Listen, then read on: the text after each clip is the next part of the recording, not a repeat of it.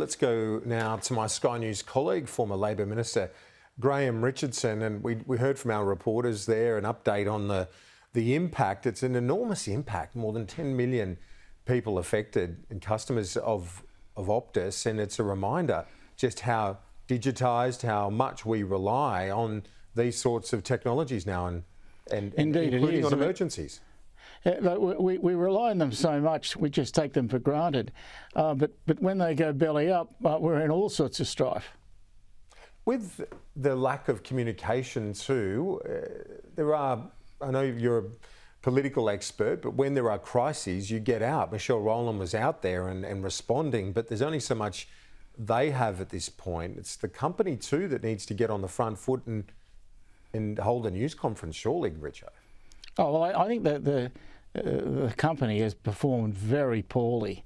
The trouble is, I think that executives think you can run and hide, but you can't hide from a cock up this big.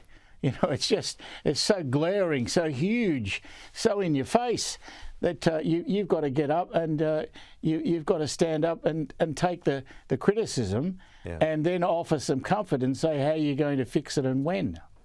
There's a fair bit at stake too, not just in dollar terms, but I saw one of the messages from Optus earlier to customers, Richo, and it said, I think Simon touched on this, it said to customers, in the event of an emergency, you can't get 000, use someone else's phone. That's easier said than done on occasions. Of course it is. I mean, you can be out at home alone and an older person, what other phone have you got? I think that's cold comfort for a lot of people.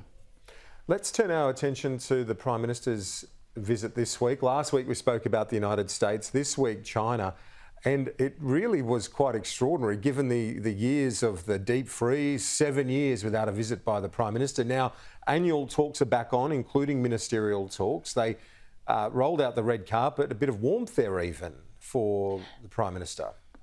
Well, I think the Chinese would much prefer a better relationship with us because of the trade between us, and I think under Scott Morrison things did get to a pretty low level, and I don't think that's in China's interests or Australia's, and I think both sides know that. So it's good to see them making very strong efforts to let bygones be bygones and get into a good relationship for the present and the future. The PM's now in the Cook Islands for the Pacific Island Forum. They're things that he has to attend, but I get the sense, and I'm sure you would agree with this, he wants to be back here now, and off the back of another rate rise, he needs to be back here in a political sense to be leading the government's response on what continues to be a cost of living crisis. Yeah, I think it's a real problem for him because I can give you a page full of good reasons on one side for why he should go, and I can give you another page for why he shouldn't. It's very difficult, and a lot of things in politics are like that. They're 50-50 decisions, and so it's very, very difficult to please everybody.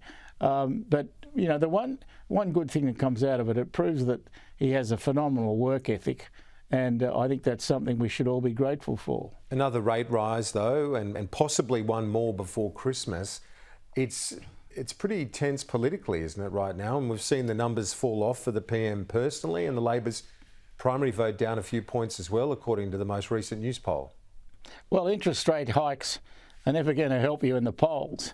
You're never going to be rewarded in news poll for those. So obviously it's a problem for Labor, but it's not terminal.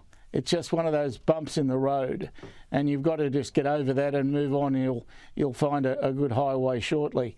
I have no doubt that between them, Albo and Chalmers will sort this out. Well, the political hardheads in that party knew, and it's not obviously wasn't raised as an issue at the time, but the voice, they had win, lose or draw, they had to have it done in the first half of this term. Yeah, look, the voice was a dumb idea. Let's face it. Australia was never going to accept it. It was just one of those ideas that floated and fell, and it fell a long way.